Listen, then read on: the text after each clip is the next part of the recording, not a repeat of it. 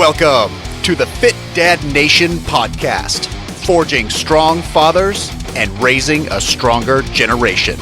It's time to get up or shut up with your host, Steve Roy. Hey guys, it's Steve Roy here, host of the Fit Dad Nation podcast. Welcome to the show. Thanks for tuning in. I appreciate it.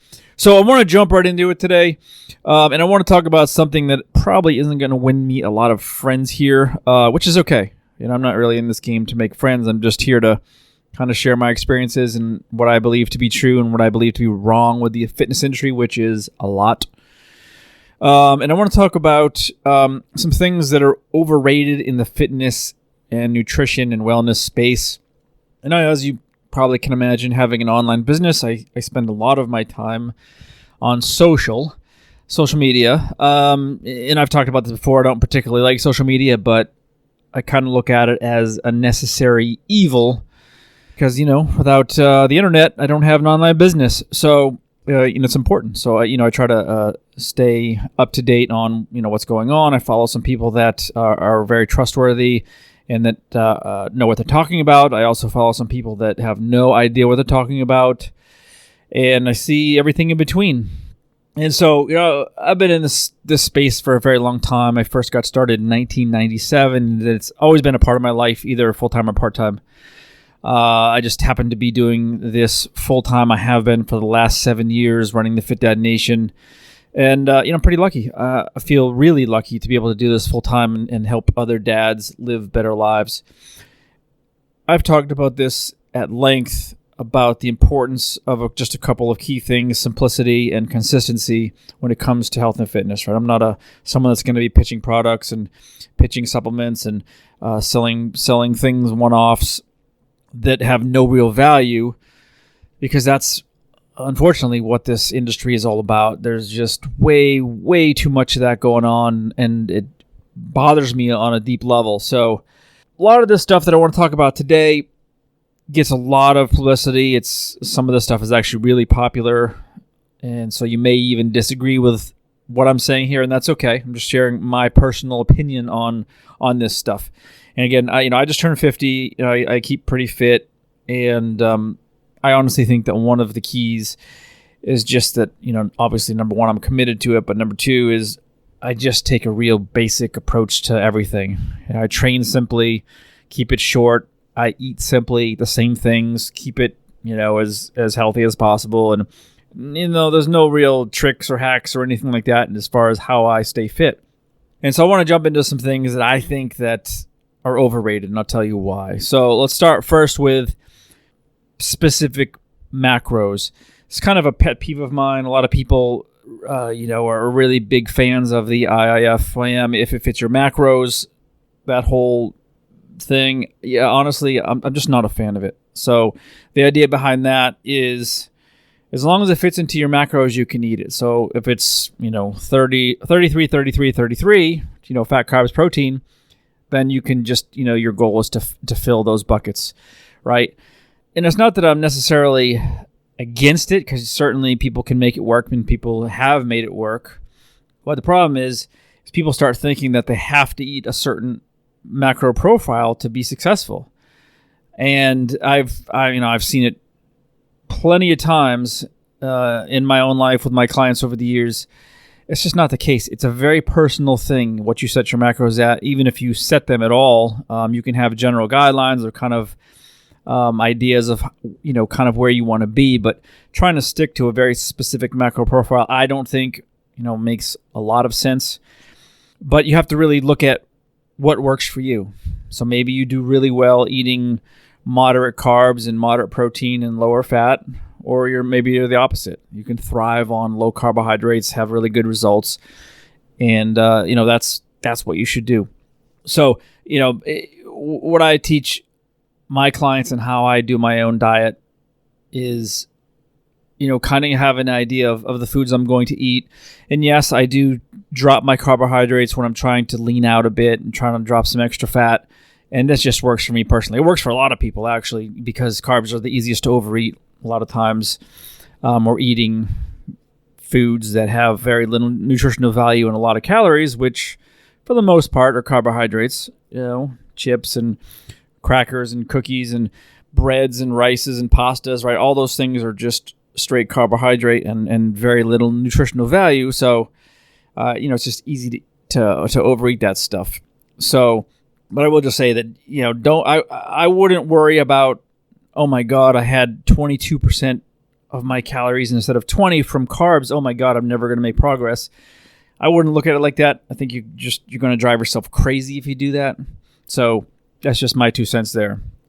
Next up, I want to talk about ketosis a little bit here. So, I talk about this some, but it's just old at this point. Just talking about it just gets old. But the keto train here has been here for a while, and it's honestly it's so irritating to see all these companies, even these companies that aren't known for health food at all, putting keto friendly on their labels and selling it, and people will buy it thinking that it's healthy, which it's not.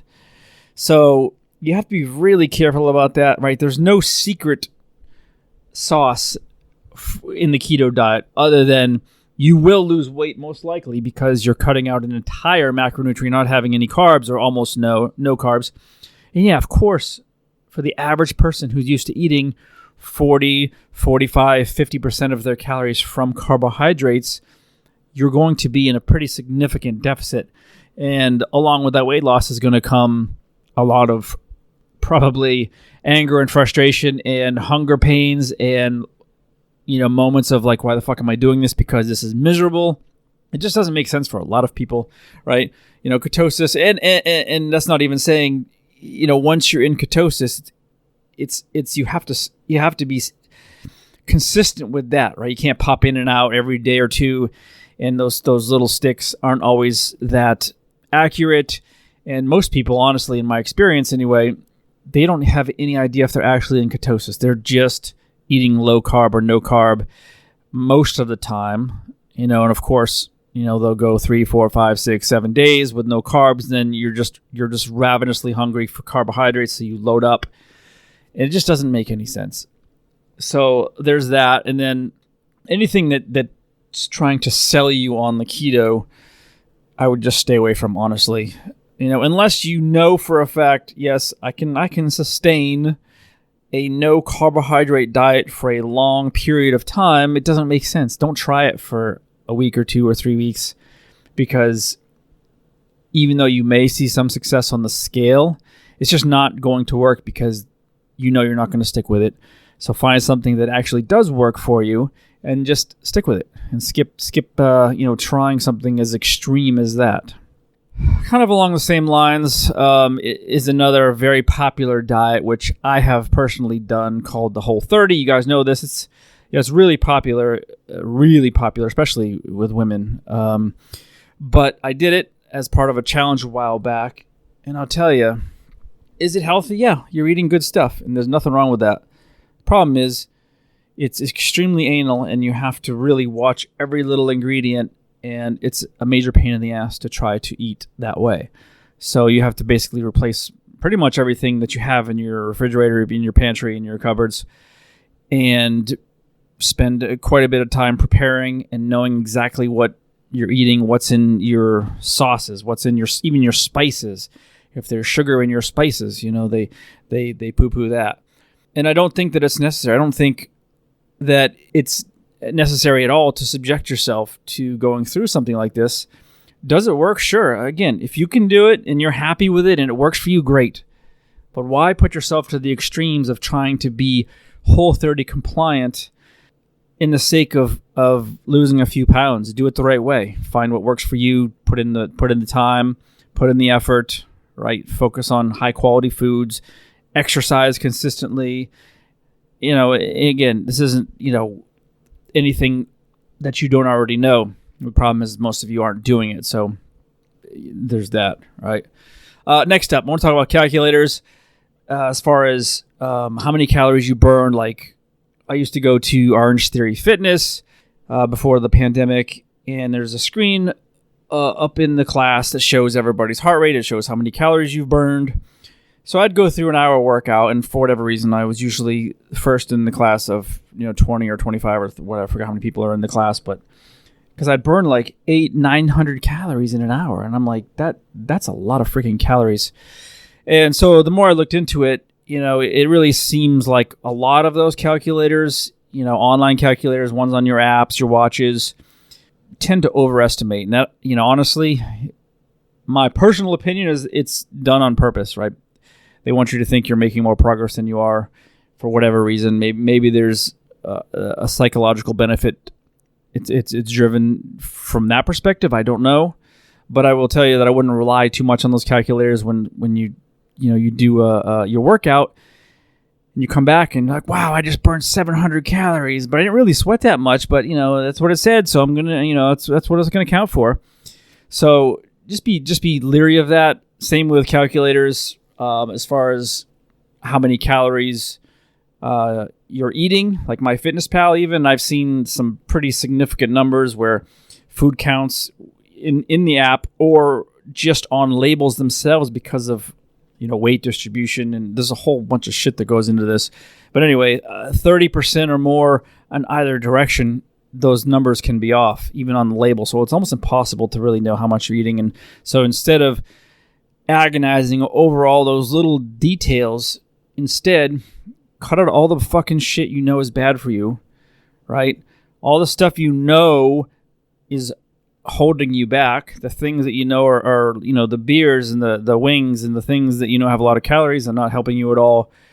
Try scaling those way back, try replacing them with other things, and just use your head, right? Make better decisions. Try that for 1 month, and see what happens. See how you feel. See how you look. See what happens on the scale.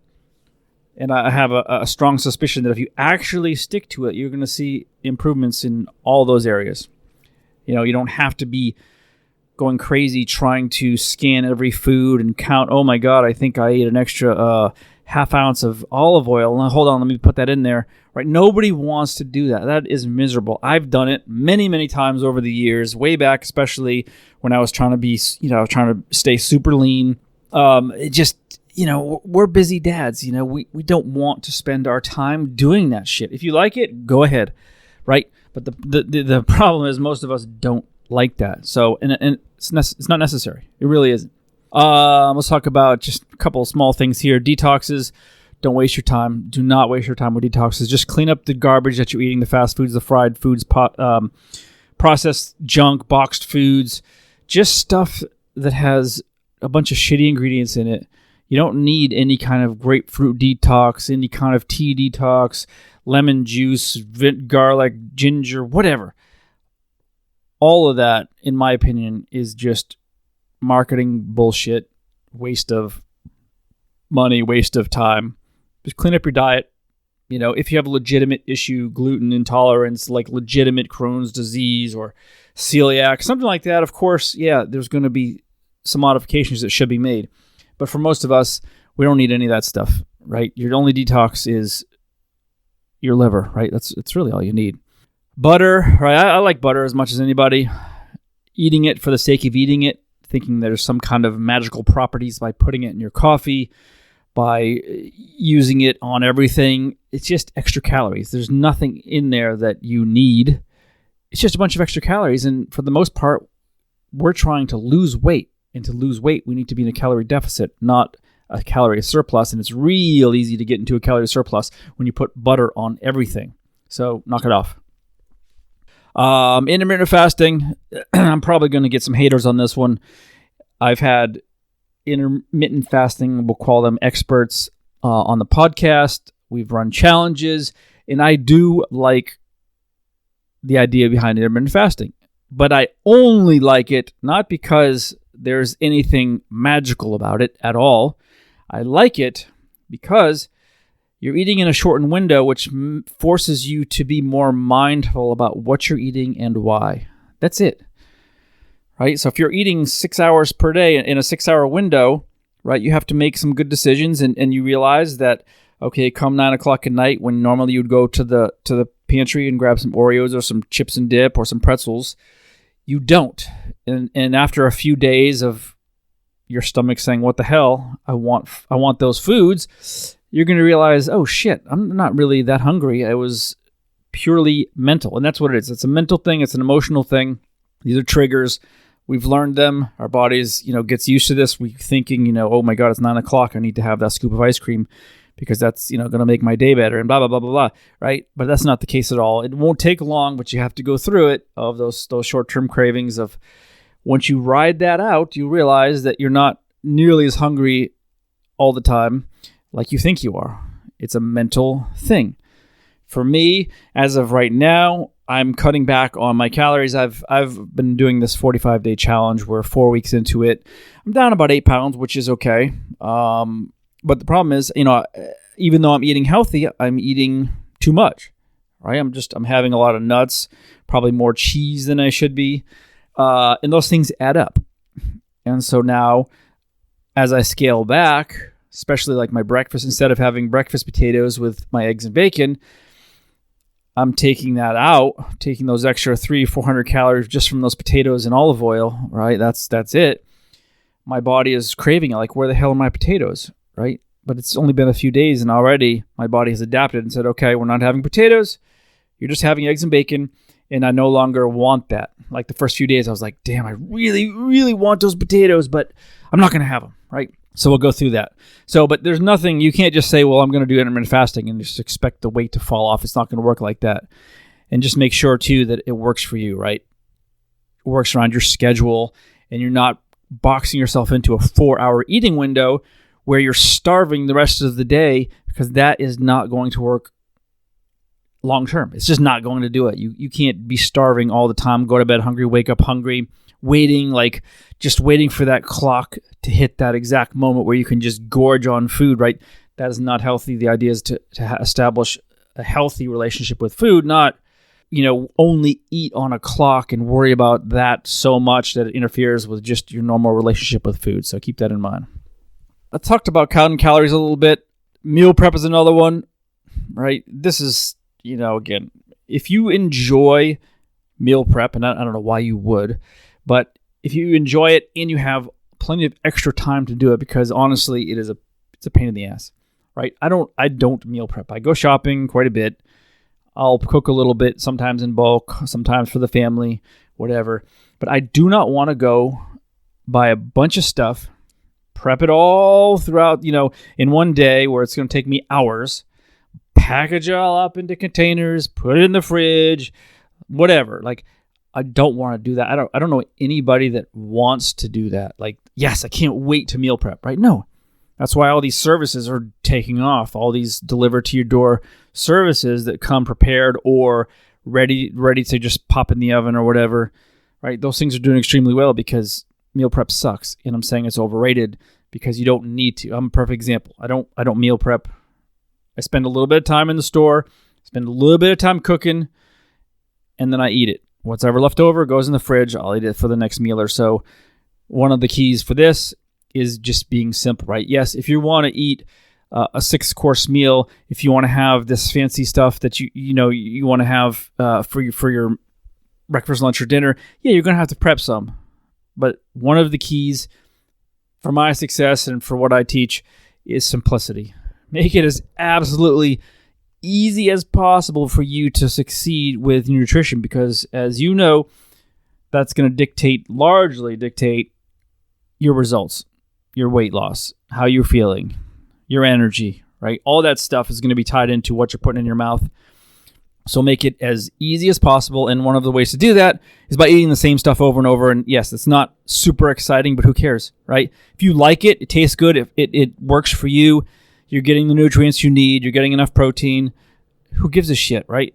I eat the same shit almost every day. I have a few different things I swap in and out once in a while. We'll make something new or we'll go out, have to get creative. But for the most part, it's the same stuff and it works, right? When it works with clients that I work with, you put your mind to it. This is what I'm going to do. And then you just do it. So again, not necessary. Meal prep, not necessary. Very overrated. Lastly, talk about supplements. 99% of supplements out there, overrated. And probably 90% of them are useless. Honestly, I've tried a lot of supplements in my life, and there's maybe a handful, like literally on one hand I can count the supplements that are actually truly beneficial, right? I just was in a Facebook group, and I can't remember what it was. It was maybe the Order of Man Facebook group. He's got a pretty big group over there. Somebody asked something about, what's your stack like? What are you doing for supplements type of thing? And there were a ton of comments in there, and I'm just reading through them, and oh my God. Horny goat weed. I mean, everything you could think of, people are taking this shit. Like, it just boggles my mind. I just had to actually just bow out of that conversation because the guys, it seemed like guys are spending a ton of money on supplements that honestly probably don't do anything. I mean, yes, there's a placebo effect, but I can guarantee that most of the guys taking all these supplements aren't covering their very basics, which is why they're looking for shortcuts, which essentially, supplements, to a large extent, people are looking for shortcuts, right? Yes, it's it's a supplement to supplement what you're already doing, but the problem is we're not already doing it. We're not covering the basics. We're not eating a very high-quality diet consistently, right? We're not drinking enough water. We're not getting enough sleep. We're not reducing our stress enough. We're not getting outside enough. We're not moving enough. We're not stretching enough, right? We're not training hard enough and consistently enough. We're not doing our strength training, right? Those right what I just mentioned are the basics. Once you have all of those things like completely covered consistently, months and months and months and months of consistently doing those things, then if you want to start adding in a few things, sure, that's okay. But most of us will never get there. For most of us, a high-quality multivitamin is okay. Protein powder, if you can't get enough protein through regular food, and most of the time it's just laziness. We don't feel like cooking and eating it. We just think, okay, well, I'll just have a shake. And that's not necessarily bad, but you just have to kind of be mindful of the quality of the protein. That's a big one if you're buying these giant tubs at Costco for $50 and it's like 10 pounds of protein powder. It's probably not a quality product, right? So you have to spend a little bit more to get a better product. I use First Form. I've used Transparent Labs. Those two, very good, but you're going to pay for it. So, things like fat burner. Anything that says fat burner on it, I would throw right in the fucking trash, garbage. BCAAs, waste of money. Pre-workouts, even though I take them every day. I take them for the caffeine because I gave up Red Bull and Monster Zeros a while back. I mean, I had a pretty hardcore addiction. I shared this in a previous podcast, but I gave those up, and I still wanted my caffeine. I don't drink coffee, never have, and never had a cup in my life. So I choose to get my caffeine through pre-workouts. But again, not something you don't need for sure. There's plenty of downsides to it. I actually wrote an article about it called The Dark Side of Taking Pre-workout supplements. I wrote that a few years ago, and it got pretty popular. It was actually number one in Google for quite a long time, and I built up a pretty big email list because of it, so I could share some information. It wasn't necessarily to do anything other than educate people about the cons, and of course there are some pros, but the cons I think outweigh the pros when it comes to pre-workouts. Same with post-workouts. Start eating better, right? Greens powders. Is it bad for you? No. Do you need it? Absolutely not, right? Anything that says it's going to boost your metabolism, garbage. Again, this is my opinion. You may have your own thing going. You may say, this is the best product I ever had. I feel amazing. It's burning fat, whatever. Maybe you're right. Chances are it's the placebo effect, which is, again, a very powerful thing. If you think it's working, right? So, there's that. But seriously, a high-quality protein powder, vitamin, and I would say, in some cases, creatine. That's it. I wouldn't waste a dime on anything else. Definitely not until at least you've covered all those basics for 6 months, 9 months, a year. Then, maybe you're looking for a little something else. But again, it's very rare, in my experience, for a middle-aged dad, busy life, family, all that stuff, to cover all of his bases for 6 months straight. It does happen, but it's very rare because life gets in the way, shit goes sideways, you get off track, you say fuck it, and you go back to doing what you've been doing, and it's gone. Happens. I mean, I think it probably happens to everybody.